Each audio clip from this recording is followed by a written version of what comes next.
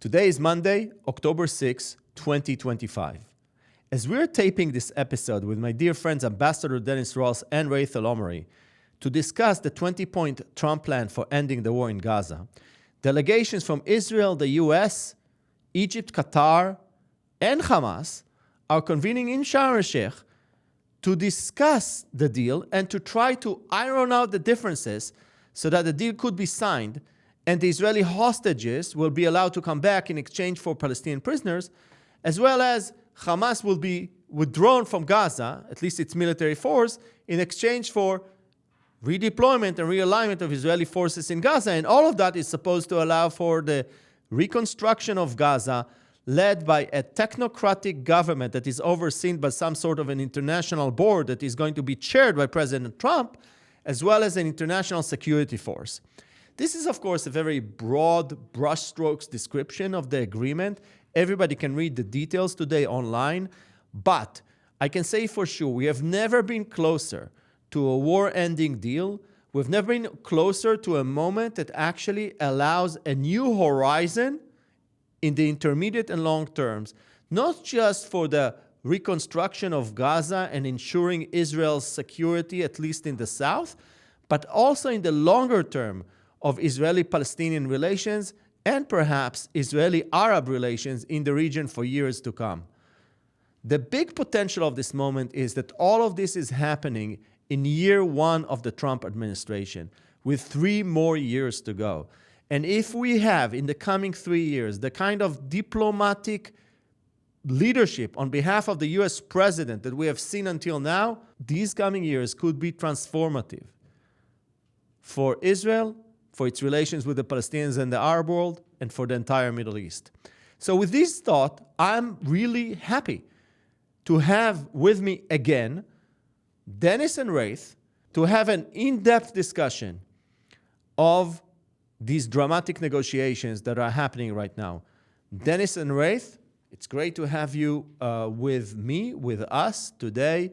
Let's dive in. Dennis and Gaith, this is so good to have you again today on this Insights podcast. I do want to say that I can only close my eyes and imagine the moment, hopefully by Simchat Torah, 2 years according to the Jewish calendar since they were kidnapped. If they are back this week, this will be an undescribable emotional moment to see a closure to this element after those 2 years.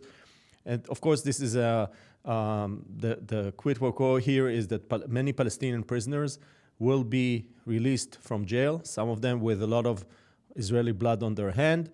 There will be realignment and withdrawal of Israeli forces. And then there's going to be a second phase about the reconstruction of Gaza. But we're also talking about the Trump plan that has massive implications, potential implications for the future of Israeli-Palestinian religions and the entire Israeli-Palestinian relations, and the entire region. So I'd like to use our time together to actually work from the narrow to the wide, from the small to the big. I want to discuss first the role of the American mediator, the diplomacy of President Trump and his team, Jared Kushner and Witkoff, and how they brought this moment together with a pivotal moment with Israel's attack on Doha, on the Hamas leadership in Doha. Until now, I want to start with you, Dennis.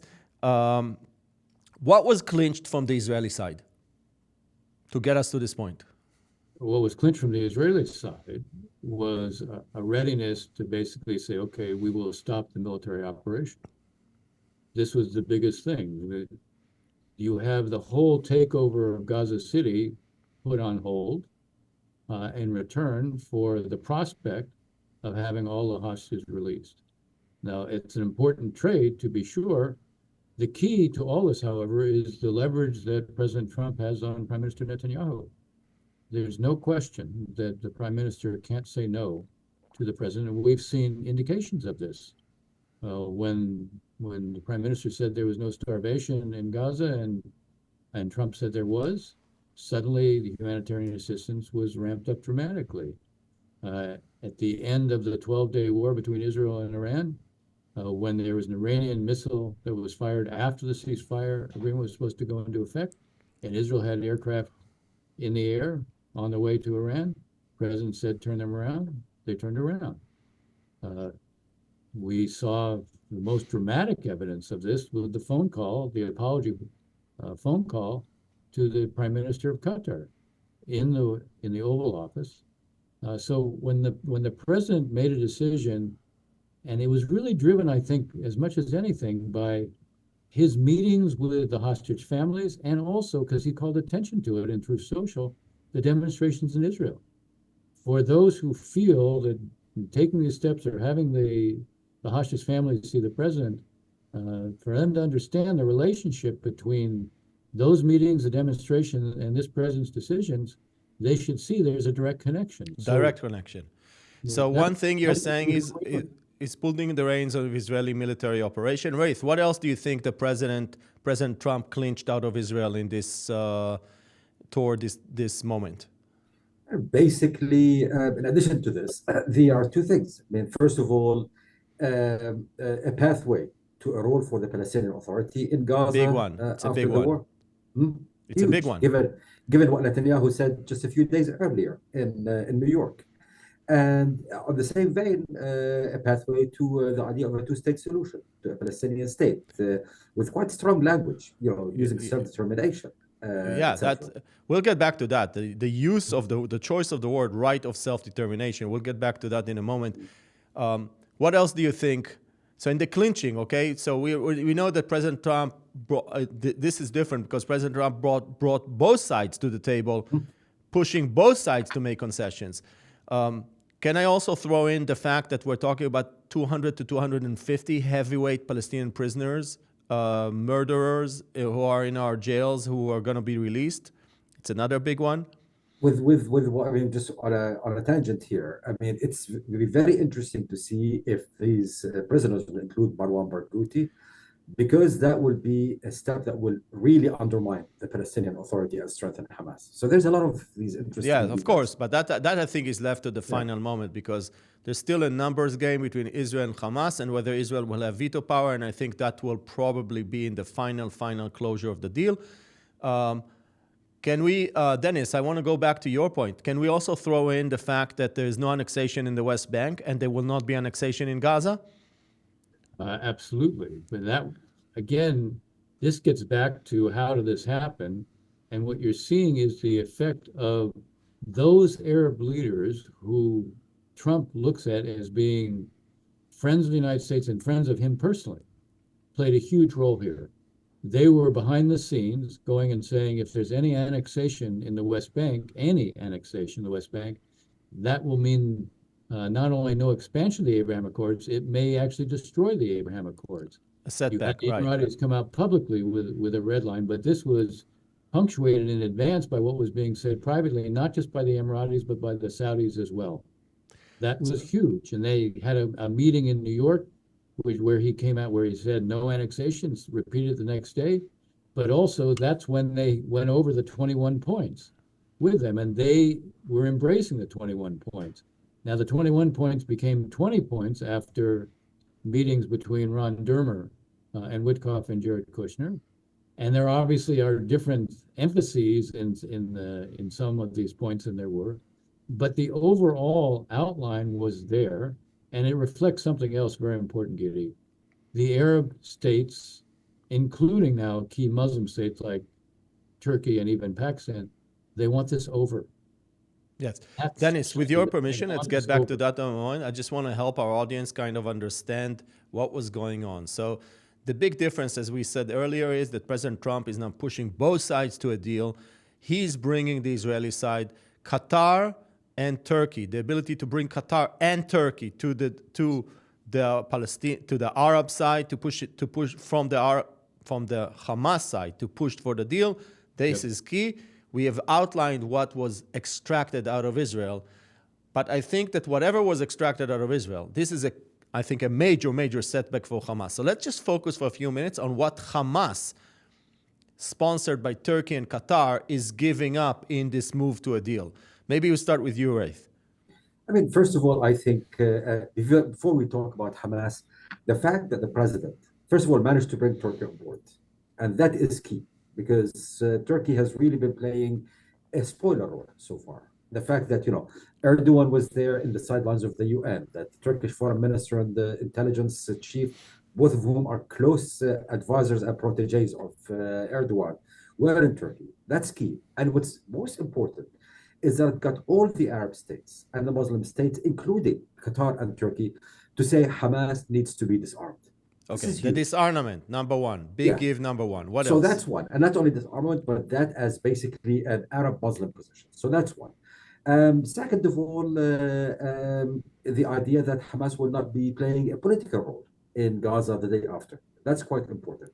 Huge. Three, the idea that Israel will withdraw to, first of all, based on a benchmark process and to a buffer zone.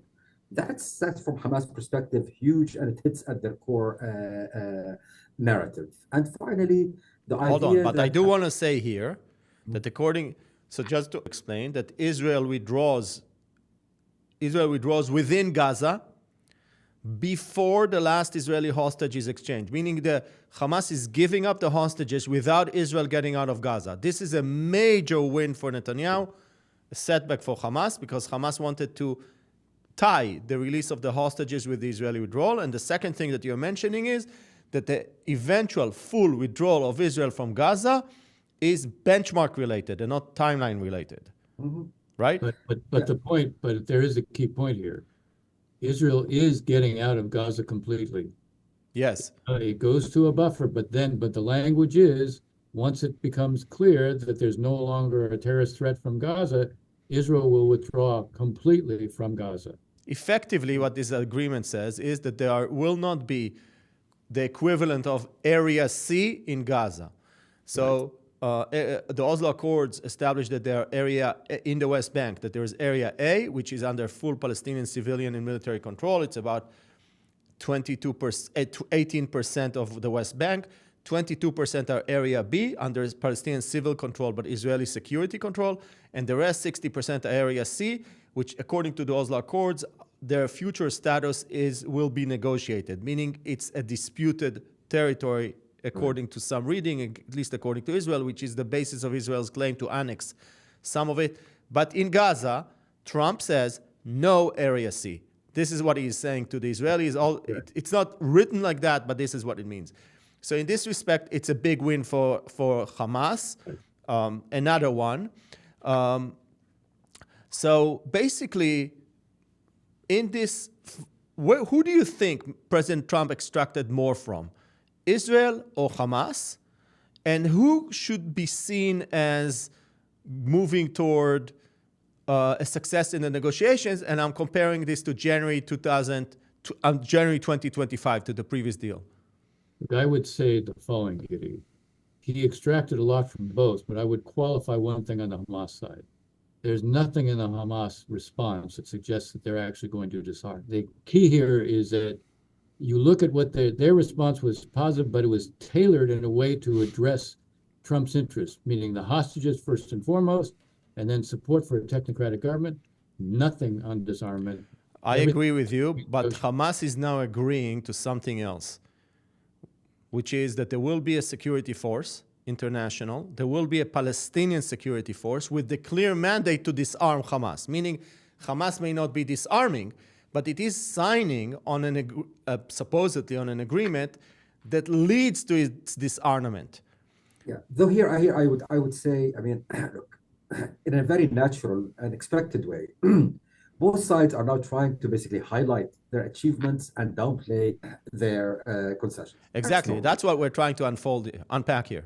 But I think one key point is the issue of disarmament, because that is key. What worries me now is I'm starting to see some of the Arab countries taking a more equivocating position on this. And I think this might be the first test for American diplomacy. And I think we've said this in the past.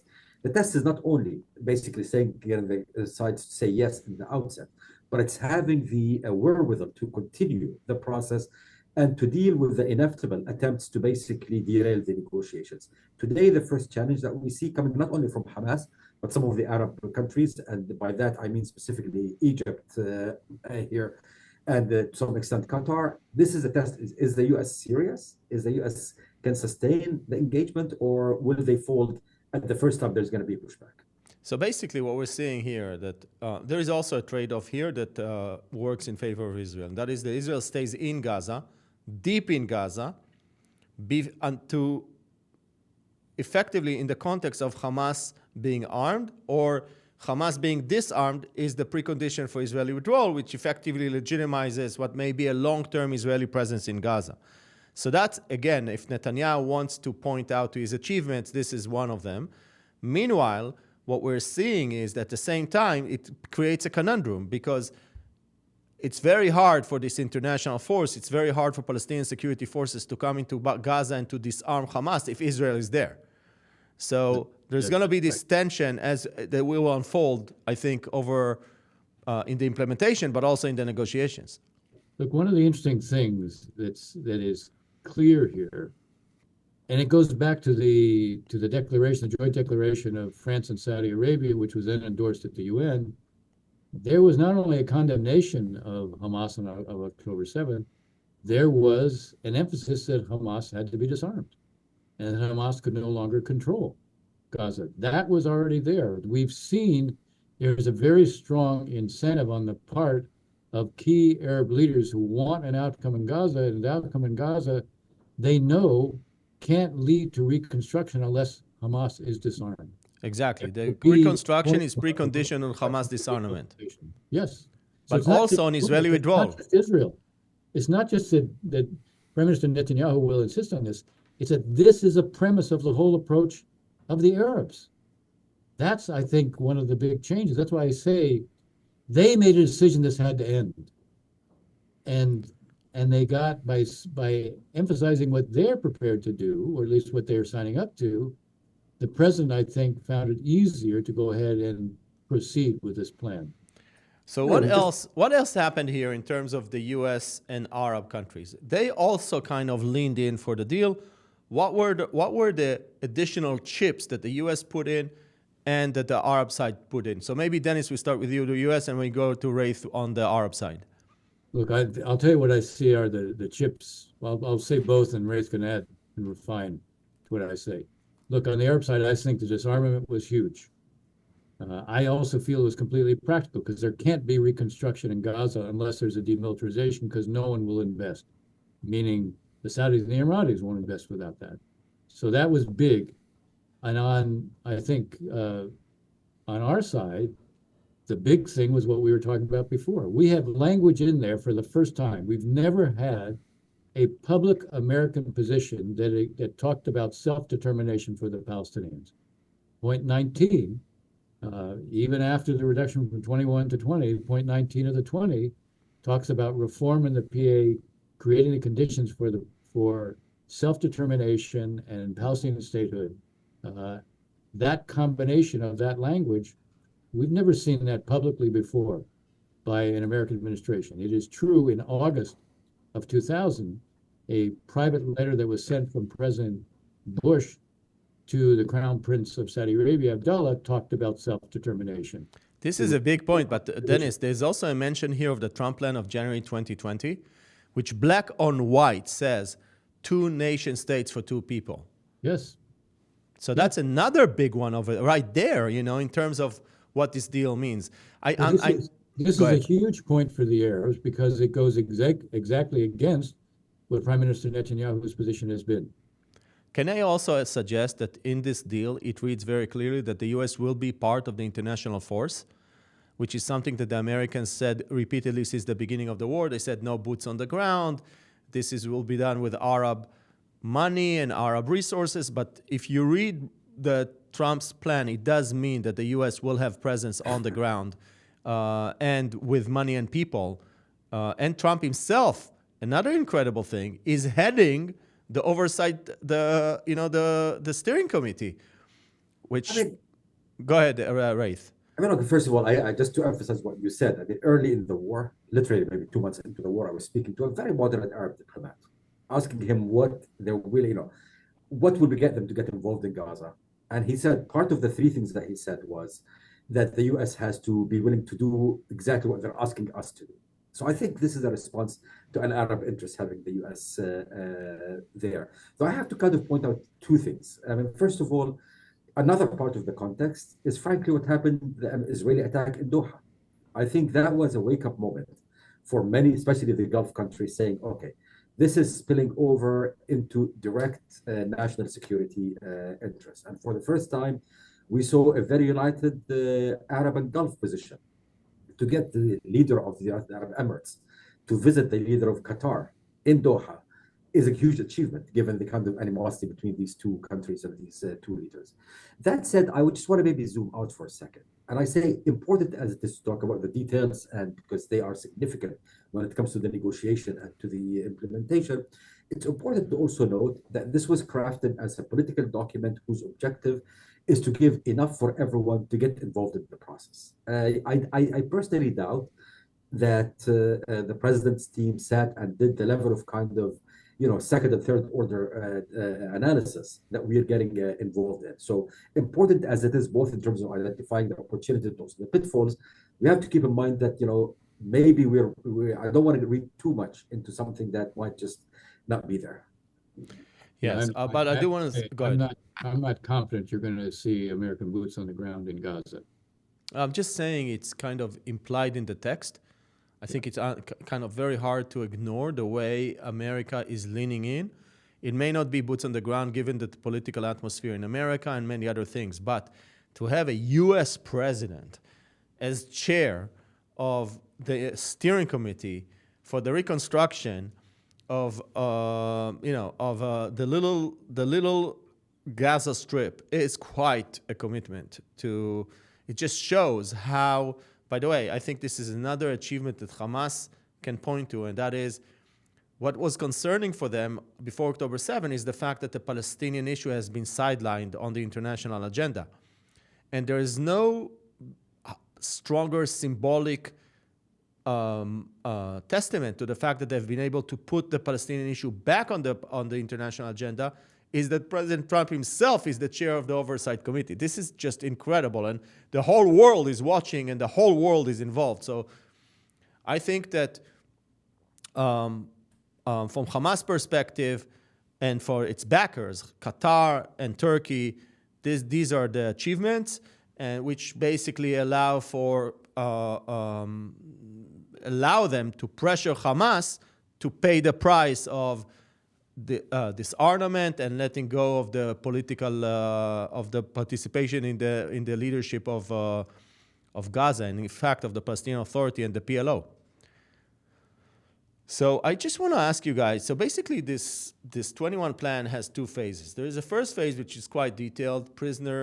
Israeli hostages being released within 72 hours. Palestinian prisoners being released as well, effectively almost kind of emptying the Israeli jails of the Palestinian heavyweight prisoners. There is that exchange, Israeli realignment for Hamas withdrawal and disarmament, kind of. That's the first phase, which is more defined. And then there is a second phase, which we could call a transition period of reconstruction, security, etc.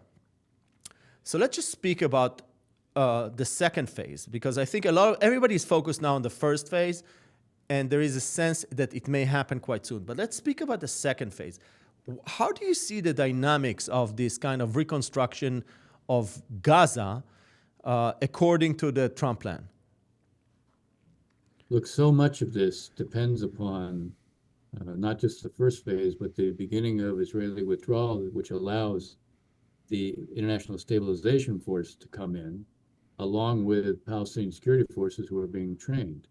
So this sets the stage. You will have this Board of Peace, originally it was talked about as being a council. It will preside over a technocratic government or administration of Palestinians who will be from Gaza, from the West Bank, from the diaspora. Setting all this up is what sets this whole thing in motion. And once you begin to set this in motion, then you have to deal with all the problems of what happens on the ground. How do you phase in the Arabs, especially international force, stabilization force? How do you phase out the Israelis? Who does the liaison between the two?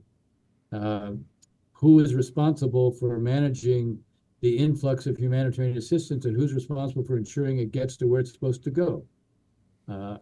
Who is going to define the what amounts to a kind of ministries in terms of Palestinian governance? You're talking about day-to-day functional needs, health, education, water. Will there be an overhaul of the education ministry because you're talking about de-radicalization as part of this plan?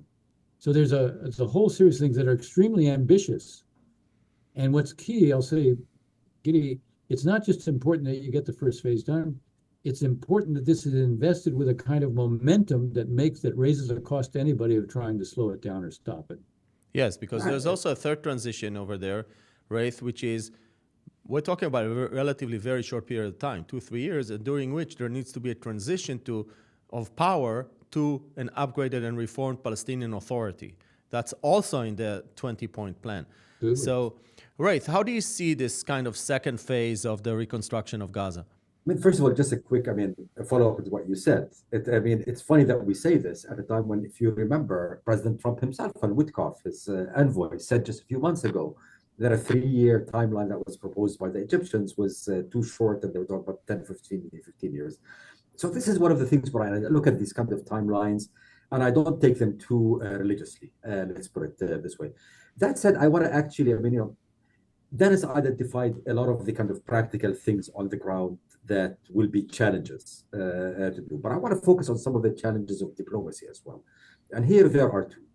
One is, this presupposes or assumes that the Arabs are coming in as a unified bloc. Anyone who's done Middle East diplomacy knows that this is not the case, knows that intra-Arab rivalries and tensions can be actually explosive and can be derailing any process.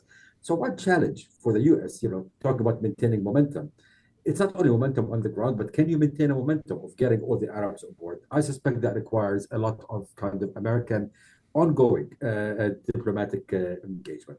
And two, how do you ensure that this board of peace that will have Arab representation doesn't end up also in constant tension with Israel? If I do worry about Israeli-Arab relations after 2 years of war.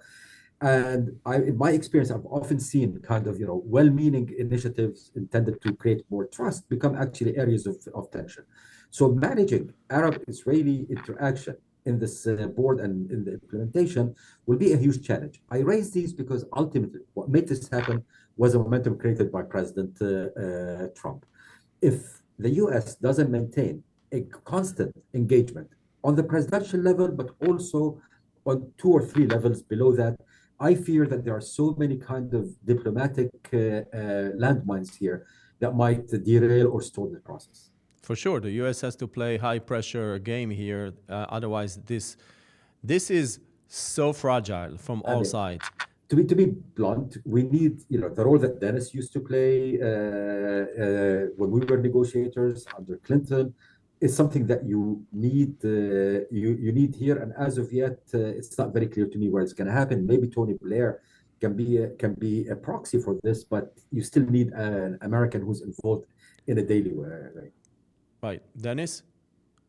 I couldn't agree more. Look, I think Steve Witkoff, working with Jared Kushner, will need a team. And it's a team that focuses not only on the technical details, but also is focusing on maintaining momentum. Holding everybody's feet to the fire. Anybody who tries to engage in a kind of prolonged discussion to redefine the terms, that has to be preempted very quickly, and it's almost a guarantee that will happen. Yes. So basically, I just want to say, I know we only have a few more minutes. I do want to kind of zoom out. And when you read this 20 points plan, you're wondering, basically, in some ways, we cannot say this, but in some ways it's a reincarnation of the Oslo Accords. Because, and by the way, I just want to remind everybody that the Trump plan of January 2020 eventually landed on some of the core principles of the Oslo Accords, right? That there is Gaza and the West Bank, single territorial unit, there is a self-governing Palestinian body, the principle of 2 nation states for 2 people, although the Oslo doesn't mention states, that there will be territorial swap between Gaza and the West Bank. So kind of they do this tour d'horizon and then they land on some of the similar principles. And here again, I think we learn about the Palestinian Authority. This means that needs to be rebuffed according to the Trump plan, which means that that Palestinian Authority is in the West Bank. So basically, building capacities and reforming and strengthening the Palestinian Authority in the West Bank is a core of Oslo. Then they want to do some trade regimes in Gaza.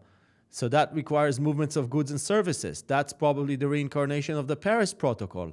They're going to need to have rules of engagement. Again, that is an element of the Oslo Accords that addresses rules of engagement. And so there's so many elements that are tacit in the Trump plan that effectively brings you back to these long-standing principles that have been established years ago and actually maintained by many Israeli governments. So my question is, where do you guys see the Trump plan in the context of the historical diplomatic process that begins with the Camp David Accords of 1978-79 and continues until today, over 50 years? Look, what was the key to Camp David and Oslo? Because Oslo was really... You're talking Camp David 78-79 with Egypt, Yes. just to be clear. The Oslo was basically built on the premise of Camp David. It was an incremental approach. That's what this is. This is an incremental approach. It is a step-by-step approach. We were talking about phases, but it's a step-by-step approach. The challenge, and it was always a challenge in Oslo as well, is not to let the slowness or the incompleteness of implementation derail the whole thing, to create much space for those who are the opponents of it. You're going to have to maintain, as I was saying before, you're going to have to maintain a degree of momentum. And the value of the momentum is it will build the stake of those who are involved in this.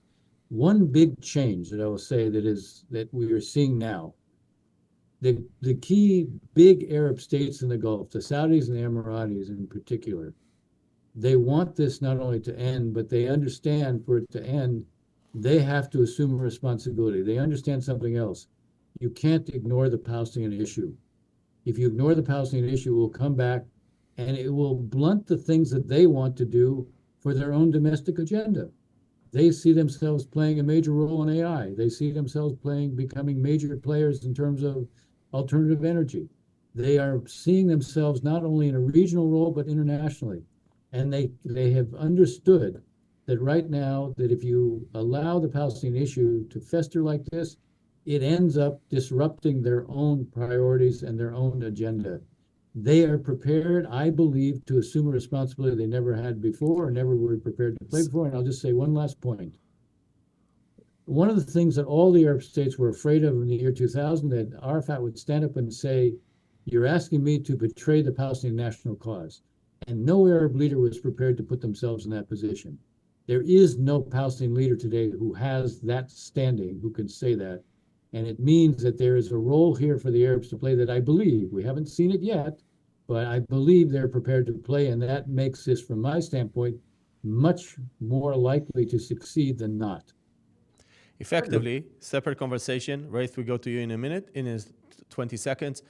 This war, Israel versus Syria, Israel in Lebanon, Israel with Gaza, has created a dramatic ripple effect for UAE diplomacy.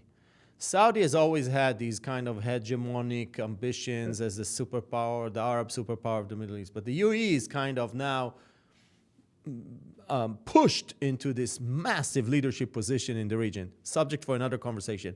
Raith, again, just in closing statement from you, where do you place the Trump plan, if signed, in the context of the historical diplomatic process, Israeli-Arab and Israeli-Palestinian? First of all, I agree with you. This all started with the first Camp David. But what we have seen is two dynamics that this fits into. One is we have seen, actually, while we see continuity, we also see evolution of this approach. Camp David 1 basically was signed without the Palestinians. I think Oslo was a realization, or a result of a realization, that you cannot move forward without the Palestinians being on the table. Oslo, on the other hand, did not talk about self-determination or a two-state solution. I think the evolution here is that now it's explicitly put on this plan. But this is kind of the evolution part of it. But the other dynamic, which I think is very important, is that this is a reminder that things are the way they are for a reason. Meaning, Oslo was always criticized. The two-state solution, everyone saying now is dead, etc. The reality is when we come down to a serious process, we go back to the same principles. Why do we go back to the same principles? Because this is the way that the interests, concerns, threats, opportunities of all sides, not only both sides, but in this case, all sides. This is the balance point. And so I think it's a reminder for us, sometimes being too creative might be dangerous. And let's look at what are the constants throughout this process and build on them rather than trying to start from scratch. Yeah, I agree with you that the fundamentals have been there for 100 years. There are two indigenous people in the land.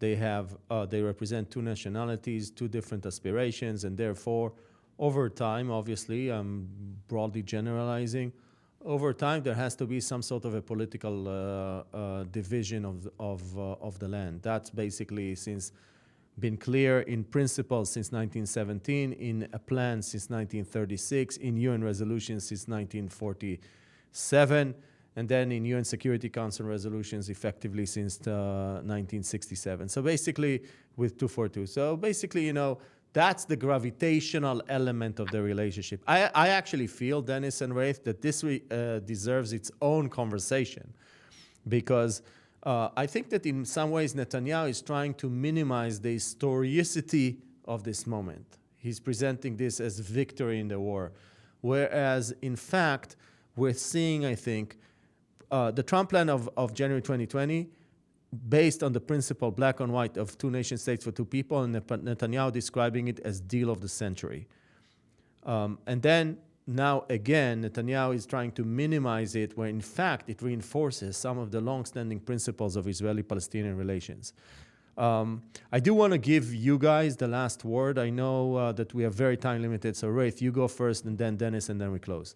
I mean, look, to me, this is actually reinforces the importance of the new role of the United States. And in particular, here I would say, the close U.S.-Israel relations that are often criticized in the Arab world, today we have seen proof how this relationship actually is positive, because it is because of this closeness of the relationship, the trust that Israelis have in the U.S. and in President Trump, that the president could actually push the Israeli prime minister to do things that are probably he did not want to do.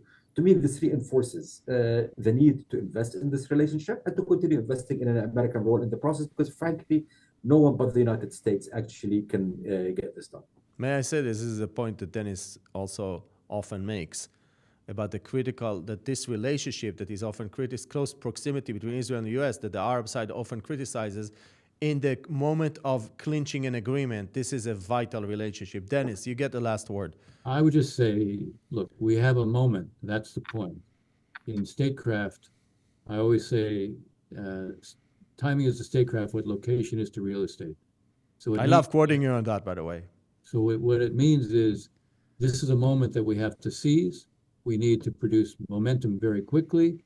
If you produce momentum quickly, it will be harder and harder for those who might want to resist it to do so. So can I just close with two obvious truths? Number one, the biggest enemy of any peace process since the 1990s has been Hamas. The demolishing and the exclusion of Hamas is actually a huge day for anybody that supports the notion of ever reaching peace in the Middle East. That's number one. And number two, as we start, I'll finish where we started. If within a week we have the hostages back in Israel, wow.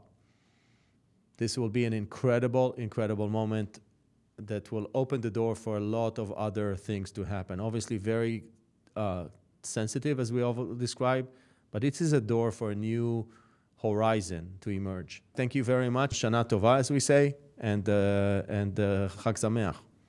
Chag Sameach, Thanks, many Gidi. sukkahs, and looking forward to this one. Have a blessed holiday. Friends, for those of you who appreciate diplomacy and politics in the Middle East, this was short and sweet. Dennis, Raith, and I could only scratch the surface of the implications of the negotiations that are unfolding right now in Sharm el-Sheikh in Egypt. If an agreement is reached, it's nothing short of a historical milestone. Thank you very much for being with us.